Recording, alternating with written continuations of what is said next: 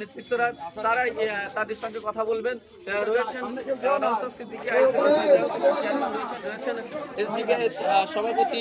এই সম্মুখীন আমরা সকলেই হলাম। শুধু মাত্র এই বিল্ডার্স কেন্দ্রিক সমস্যা নয়, এখানে কিছু সংখ্যক ধর্মীয় ব্যানারকে সামনে রেখে, আরএসএস বজরঙের ব্যানারকে সামনে রেখে বিজেপি রাজনীতি মতাদর্শে বিশ্বাসী হয়ে এলাকার গরিব সংখ্যক সংখ্যালঘু সম্প্রদায়ের মানুষ আছে, কিভাবে এদেরকে উচ্ছেদ করা যায় তার সমস্ত রকম অপচেষ্টা চালাচ্ছে। বিভিন্ন সময় এখানে একটি মসজিদ আছে, মসজিদের সামনে গিয়ে আক্রমণ চালিয়েছে।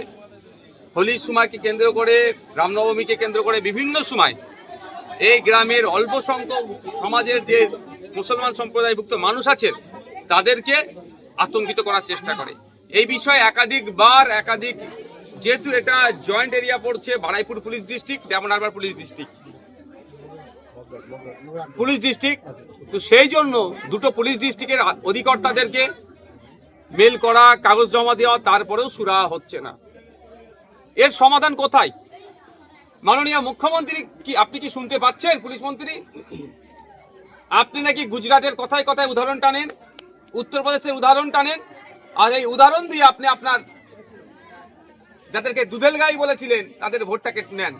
আজকে বলুন, যেখানকার সংখ্যালঘু সম্প্রদায়ের মানুষরা আজকে নিরাপত্তাহীনতায় ভুগছে, এদের নিরাপত্তা দেওয়ার দায়িত্ব কার?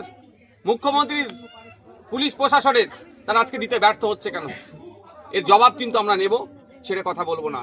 সাথে সাথে এটাও বলবো যে এখানকার যারা শুভবুদ্ধি সম্পূর্ণ মানুষ আছে তাদের উদ্দেশ্যে বলবো, সংখ্যালঘুদের নিরাপত্তা দেওয়ার দায়িত্ব সংখ্যাগুরুদেরকে কাঁধে তুলে নিতে হবে।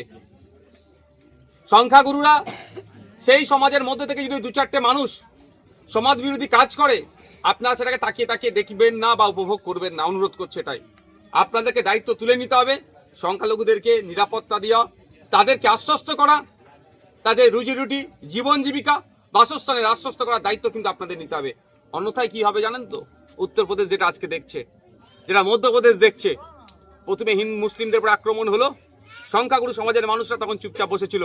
তারপরে আক্রমণ হচ্ছে কি দলিতদের উপরে, আদিবাসীদের উপরে, ইভেন উচ্চবর্ণের যারা ওই অসভ্য, জ্যোতিবাবুর ভাষায় অসভ্য বর্বর দল করে, তাদের লোকেদের নেতাদের দ্বারায় উচ্চবর্ণের বাড়ির মহিলারাও কিন্তু আজকে সুরক্ষিত থাকছে না। সুতরাং পাপ যেটা হচ্ছে, এই পাপকে যদি সহজ শুরুতেই যদি না নির্মূল করা যায়, এই পাপের কিন্তু অভিশাপ অনেক দূর পর্যন্ত টানবে। আমরা চাই না পশ্চিমবাংলার মাটিতে ওই ধরনের কোনো অপকর্ম ঘটুক। এই বারুইপুরে আমরা বারবার দেখেছি কখনো পুলিশের নিষ্কর্ম, আমরা দেখেছি জেলখানায় কখনো পিটিও হত্যা, তারপরে পুলিশের থানায় পিটিও হত্যা, এবং এখানটাতে এই যে লাগাতার 3 মাস ধরে এটা ইনসিডেন্ট ঘটে যাচ্ছে, সেখানে পুলিশের নিষ্ক্রিয়তার অভিযোগ বারবার উঠছে, পরিবার অভিযোগ করছে, কি বলবেন? সেটাই তো অবাক হচ্ছি। হোম সেক্রেটারি পর্যন্ত নাকি এরা চিঠি করেছে, এর উপরে প্রাণঘাতী হামলা চালাতে পারে, এই মর্মে নাকি মিটিংও হয়েছে, মানুষের ওই যারা উপস্থিতিতে মিটিং হয়েছে। এই বিষয় নিয়ে চিঠি করার পরেও আজকে এই ঘটনা ঘটলো কেন? আমি আপনাদের বলি, এই ধরনের ঘটনা আরো বেশি ঘটতে সহযোগিতা করবে তৃণমূল কংগ্রেস। কারণ এই ধরনের ঘটনা ঘটলে মুসলিম সম্প্রদায়ের মানুষজনরা ভয় পাবে না। মুসলিম সম্প্রদায়ের মানুষজন ভয় না পেলে তৃণমূলের কোল থেকে নেমে যাবে। তৃণমূলের কোল থেকে নেমে গেলে তৃণমূল বিজেপির যে বাইনারি আছে সেটা ধ্বংস হয়ে যাবে, বিজেপি পশ্চিমবাংলায় দুর্বল হবে।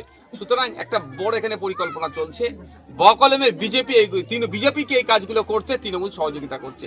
তাই এটা জনগণকে নিয়ে, সমাজের সর্বস্তরের মানুষকে নিয়ে, একদিকে আমাদের যেমন ইমতিয়াজ ভাই থাকবে, অপরদিকে কংসারী বাবু থাকবে, জালাল সাহেব থাকবে, ওয়াজুল ভাই থাকবেন, আমাদের হাকিকুল ভাইরা থাকবেন, আমরা সমাজের বিভিন্ন স্তরের মানুষ নিয়ে, বিশ্বজিৎদা থাকবে, লক্ষ্মীদা থাকবে, তাপস বাবুরা থাকবেন, সমাজের সমস্ত স্তরের মানুষকে নিয়ে আমরা এই যে নোংরামি চলছে, এই নোংরামি আমরা বন্ধ করব। এই পুলিশের নিষ্ক্রিয়তা কেন এত? এই জবাব চাইতে তো আজকে যাবো আমরা এসপি অফিসে। আমরা আজকে লোক নিয়ে যাচ্ছি না, আজকে আমরা প্রতিনিধিত্বমূলক ওখানে যাবো, এসপি সাহেবের সাথে কথা বলবো। যদি এসপি সাহেব মনে করেন বিষয়টাকে হালকাভাবে নেবেন, আগামী দিনে এসপি অফিস ঘেরাও করে এখানে মানুষরা বসতে হবে, জাত ধর্ম বর্ণ নির্বিশেষে। এই বারুইপুর পুলিশ ডিস্ট্রিক্টের আন্ডারে কুলতলিতে বলা হচ্ছে মুসলমানদের ছেলেরা, কাউড়া বাগদিদের ছেলেরা স্কুলে পড়তে পারবে না। এসপি সাহেব নাকে তেল দিয়ে ঘুমাচ্ছে, আজকেও সেই বিষয়টা জবাবদিহি করব। বাচ্চারা যে স্কুলে পড়তে যায়, সেই স্কুলের সামনে কাঁটা তারের বেড়া করে দিয়েছে। যে ভদ্র মহিলা, আমি ধন্যবাদ জানাবো, অমুসলিম সম্প্রদায়ের মেয়ে আর একজন মুসলিম সম্প্রদায় মিলে যে স্কুল চালায়, তা 1 মাস বাড়ি ছাড়া। এসপি জানে না, এসডিপিও জানে না।